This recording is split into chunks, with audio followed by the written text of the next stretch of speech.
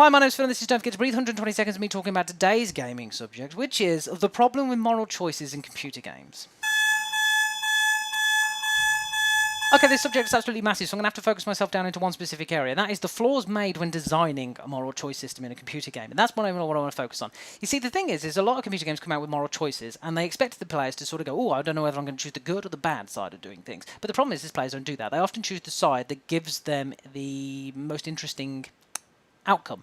What I mean by this is, take a game like Black and White and Black and White 2, both absolutely fantastic games. You could choose to be a good or a bad person. Now, in Black and White specifically, you could choose to be bad, which half the time meant missing out on the game.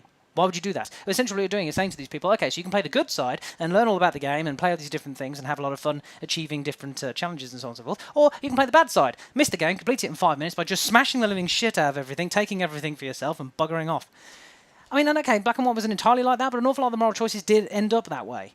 Same with Dishonored. Dishonored came out, and that game has got a lethal and a non-lethal way of going through the game. Now, if you choose a non-lethal game, the game actually, it says at the very, very beginning, if you choose non-lethal, then you will get the better ending. Great! Okay, so I'll get down the non-lethal, except for the fact that I can now only use Blink, which is some teleporting thing. I can stealth around the place and knock people out. That's it. That's all I can do. What about all these other fantastic abilities, which the bad side gets to use? They get to use rats to eat people. They can possess the living crap out of people. They can set people on fire, shoot them with a gun, stab them, do all these awesome, cool assassination moves. And if I'm choosing to do all the stuff down the good route, then I miss out on all this fun stuff. Essentially, they made a moral system, but you're not allowed to actually follow the moral system based on my actual choice. I need to be able to choose whether I'm happy to miss out on vast majority key features of the game, or whether I actually want to experience the key features of the game, which is going to have to deal with the bad ending. There's an awful lot of games that do this.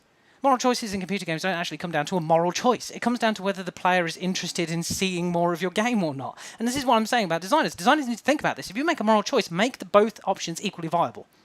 If you can either choose the good side, which will send you down one path, or the bad side, which will send you down another path, and both of them should be equally interesting for you to play. I'm running out of time, so I'm going to have to stop, but that's at least something for you guys to think about. So thanks very much for listening, and I'll see you next week.